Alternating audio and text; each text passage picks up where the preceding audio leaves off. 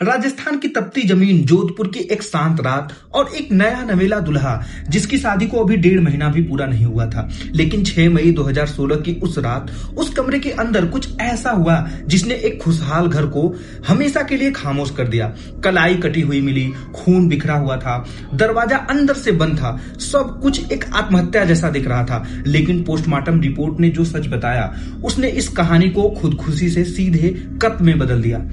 क्या एक नई नवेली दुल्हन ने ही रचा था अपने पति के मौत का खेल, या फिर इस बंद कमरे के पीछे छिपा था कोई और राज? मैं हूं आशुतोष और आप देख रहे हैं खूनी किस्सा। कहानी शुरू होती है 29 मार्च 2016 से। जोधपुर जिले में एक परिवार रहता था। उसी परिवार का एक इकलौता लाडला बेटा था रोहित। कुछ ही समय पहले उसकी शादी हुई थी। घर में खुशियों का माहौल था, नई दुल्हन आई थी, सब कुछ सामान्य और खुशहाल दिखाई दे रहा था। लेकिन 6 मई 2016 की रात अचानक सब कुछ बदल गया। रात के सन्नाटे में रोहित ने अपने हाथ की कलाई की नस काट ली। शादी को अभी ज्यादा वक्त भी नहीं हुआ था। उसकी पत्नी सीमा के लिए यह सब सह पाना आसान नहीं था। इतनी जल्दी विधवा हो जाने का दर्द, घर में चीख पुकार मच गई। सीमा की हालत बिगड़ने लगी, वह लगभग बेहोशी सी हो गई थी। मामला सामान्य मौत जैसा नहीं लग रहा था, इसलिए घर वालों ने तुरंत पुलिस को सूचना दी। जोधपुर पुलिस मौके पर पहुंची। सीन ऑफ क्राइम की फोटोग्राफी हुई, घर वालों से पूछताछ शुरू हुई। शुरुआती जानकारी में ऐसा कुछ सामने नहीं आया जिससे लगे कि रोहित किसी बड़े तनाव में था। उसकी हाल ही में शादी हुई थी, घर की आर्थिक स्थिति ठीक थी, पैसों की तंगी नहीं थी, किसी बुरी आदत की बात सामने नहीं आई, दोस्तों से संबंध अच्छे थे, परिवार में कोई भी बड़ा झगड़ा नहीं था, यहां तक कि कोई सुसाइड नोट भी नहीं मिला। पुलिस ने कमरे की बारीकी से जांच शुरू की और सबसे पहले बात हुई सीमा से। वही सीमा जिसकी शादी अभी कुछ समय पहले रोहित से हुई थी। सीमा ने बताया कि उस रात करीब 9 बजे रोहित कमरे में आया था। दोनों सोने की तैयारी कर रहे थे। थोड़ी देर बाद उसकी आंख लग गई। अचानक बीच रात में उसकी नींद खुली। उसे कुछ अजीब सा महसूस हुआ। कमरे की बत्ती बंद थी। उसने देखा कि रोहित की बिस्तर की तरफ नीचे कुछ गीला गीला सा फैला हुआ है। उसने रोहित को आवाज दी लेकिन कोई प्रतिक्रिया नहीं मिली। जब उसने बत्ती जलाई तो वह घबरा उठी। रोहित के हाथ से खून बह रहा था और नीचे काफी खून जमा था। सीमा ने रोहित को झकझोरा, आवाज दी, लेकिन वह बेहोश पड़ा था। वह घबराकर भागी, सास ससुर को बुलाया। घर वालों ने भी यही बताया कि सीमा की चीख सुनकर वे कमरे में पहुंचे तो रोहित बेड पर था। उसका एक हाथ बेड के बाहर लटका हुआ था और खून बह रहा था। पुलिस ने हर बात नोट की, फिर क्राइम सीन की तस्वीरों को दोबारा बारीकी से देखा। लंबी पूछताछ के बाद 2 ऐसी बात सामने आई जिन्होंने पुलिस को चौंका दिया। पुलिस को पहली बात शक हुआ कि शायद यह मामला सीधा साधा आत्महत्या का नहीं है। पहली बात यह थी कि घर वालों ने बताया रोहित राइट हैंडेड था। वह अपने सारे काम दाहिने हाथ से करता था। खाना खाना हो या कोई और काम, सब कुछ दाहिने हाथ से। बचपन से लेकर आज तक वह हर काम दाहिने हाथ से करता आया है। आमतौर पर जब कोई व्यक्ति खुद की कलाई काटता है तो वह अपने कंफर्ट जोन वाले हाथ का इस्तेमाल करता है। अगर किसी राइट हैंडेड व्यक्ति को किसी धारदार चीज से नस काटनी हो तो उसके दाहिने हाथ से लेफ्ट कलाई काटना ज्यादा स्वाभाविक होता है। लेकिन यहाँ उल्टा था, नस कटी थी राइट हैंड वाली। यानी अगर रोहित ने खुद किया होता तो उसे लेफ्ट हाथ से दाहिनी कलाई काटनी पड़ती, जो उसके स्वभाव और आदत के बिल्कुल विपरीत था। दूसरी बात और भी ज्यादा चौंकाने वाली थी। जब पुलिस ने तस्वीरों को गौर से देखा तो ध्यान गया कि रोहित के हाथ और बेड के पास जमा खून का रंग गहरा पड़ चुका है। अगर कोई ताजा नस काटता है तो खून का रंग चमकीला लाल होता है और वह बदलता रहता है। लेकिन अगर उसे बहते हुए काफी समय गुजर जाए, मान लीजिए 1 घंटे या उससे ज्यादा, तो खून का रंग बदलने लगता है। लाल से गहरा भूरा या काला पड़ जाता है और वह जमकर थक्का बनने लगता है। यहाँ खून जम चुका था, उसका रंग भी बदल चुका था। सीमा ने कहा था कि वह थोड़ी देर पहले ही सोई थी और आधे घंटे के भीतर उसकी नींद खुली, लेकिन खून की स्थिति कुछ और कहानी ही बता रही थी। पुलिस को शक हुआ कि कलाई कटने की घटना कम से कम 1.5 से 2 घंटे पहले हुई होगी। समय का यह अंतर बहुत बड़ा था। अब सवाल और गहरा हो गया। कमरे में जब रोहित की लाश मिली, दरवाजा अंदर से बंद था। बाहर से कोई जबरदस्ती की निशानी नहीं थी। सीमा ही दरवाजा खोलकर बाहर आई थी। कमरे में किसी तीसरे व्यक्ति की मौजूदगी का सीधा सबूत नहीं दिख रहा था। ऊपर से सब कुछ आत्महत्या जैसा दिखाई दे रहा था, लेकिन पोस्टमार्टम रिपोर्ट का इंतजार था। 3 दिन बाद रिपोर्ट आई और उसने पूरे मामले को बदल दिया। रिपोर्ट में साफ लिखा था कि रोहित की मौत ज्यादा खून बह जाने से नहीं हुई थी, उसका मौत दम घुटने से हुआ था। गला दबाए जाने का संकेत था। गले पर ऐसे निशान पाए गए जो यह बताते थे कि उसका पहले गला घोटा गया और उसके बाद उसकी कलाई काटी गई, शायद यह यकीन दिलाने के लिए कि मामला आत्महत्या लगे। अब यह मामला साफ हो चुका था कि यह आत्महत्या है। पुलिस को फिर से सीमा से पूछताछ करनी थी, लेकिन दूसरी तरफ घर का माहौल कुछ और ही था। रोहित की मौत के बाद से ही सीमा लगातार रो रही थी, बीच बीच में बेहोश हो जाती थी। मायके और ससुराल वाले यही मान रहे थे कि नई नई शादी के बाद पति की मौत ने उसे अंदर से तोड़ दिया है।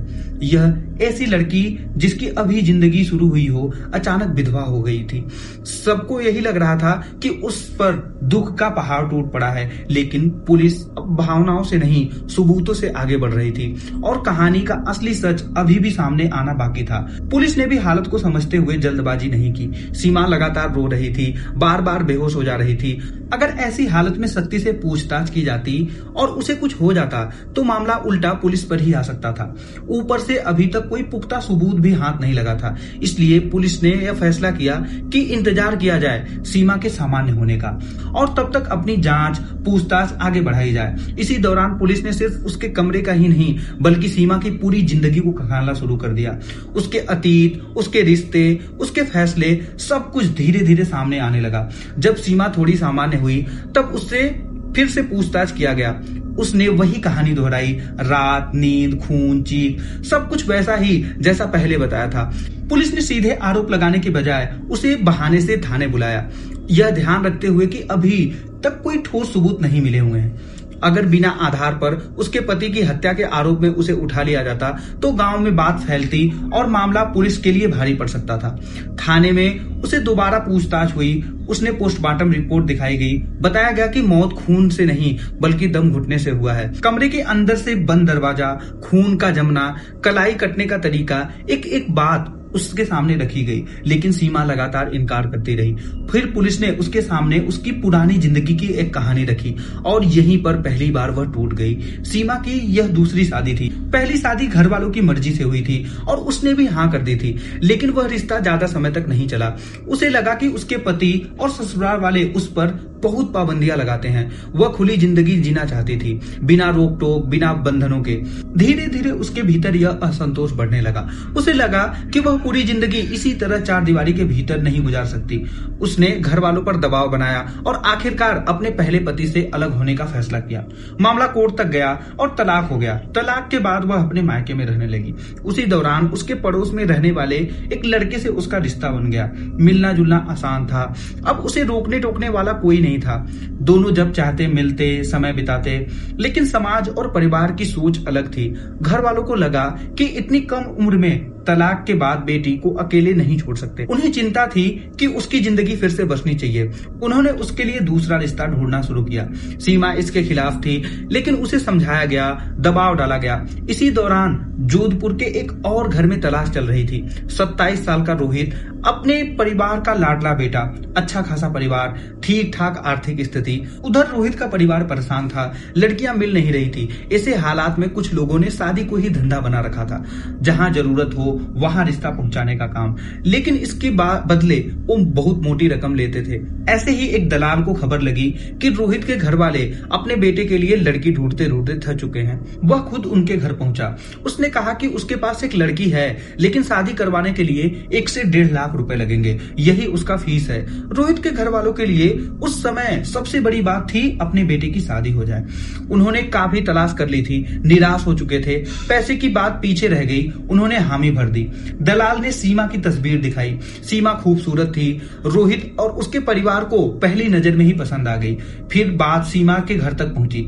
सीमा के घर वालों ने एक बात साफ रखी, उसकी बेटी पहले से शादीशुदा रही है और उसका तलाक हो चुका है। रोहित के परिवार ने यह सुनकर भी कदम पीछे नहीं किए। उन्होंने कहा कि उन्हें इससे कोई आपत्ति नहीं है। और फिर 29 मार्च 2016 को रोहित और सीमा की धूमधाम से शादी हो गई। रोहित खुश था, उसके परिवार वाले भी खुश थे। कितनी कोशिशों के बाद बहू आई, सबको लगा कि अब घर बस गया, लेकिन सीमा खुश नहीं थी। उसने सोचा फिलहाल निभा लेते हैं, आगे देखा जाएगा। दरअसल जिन शादियों में पैसे देकर रिश्ता तय होता है, वहां कई बार शक की गुंजाइश भी रहती है। राजस्थान में ऐसे कई मामले सामने आ चुके हैं जहां पैसे लेकर शादी कराई गई और अगले ही दिन लड़की मायके जाने के बहाने गायब हो गई। सिर्फ गायब ही नहीं, कई बार घर के जेवर और सामान भी साथ ले गई। फिर वही लड़की किसी और जगह किसी और नाम से शादी करती, वही सिलसिला दोहराया जाता। यह एक संगठित गिरोह जैसे काम करते थे, जिसकी खबरें अखबारों और मीडिया में भी आती रहती थी। इसी वजह से ऐसे मामलों में एक अनदेखा नियम बना दिया गया था। अगर पैसे देकर शादी हो रही है तो लड़की कम से कम 12 महीने तक अपने मायके नहीं जाएगी। यह 1 साल तक ससुराल में ही रहेगी। हाँ, मायके वाले आ सकते थे, बेटी से मिल सकते थे, उसके पास रह सकते थे, लेकिन लड़की खुद मायके नहीं जाएगी। जब सीमा को यह नियम के बारे में पता चला तो वह अंदर से बेचैन हो गई। उसे अपने मायके से ज्यादा चिंता किसी और बात की थी।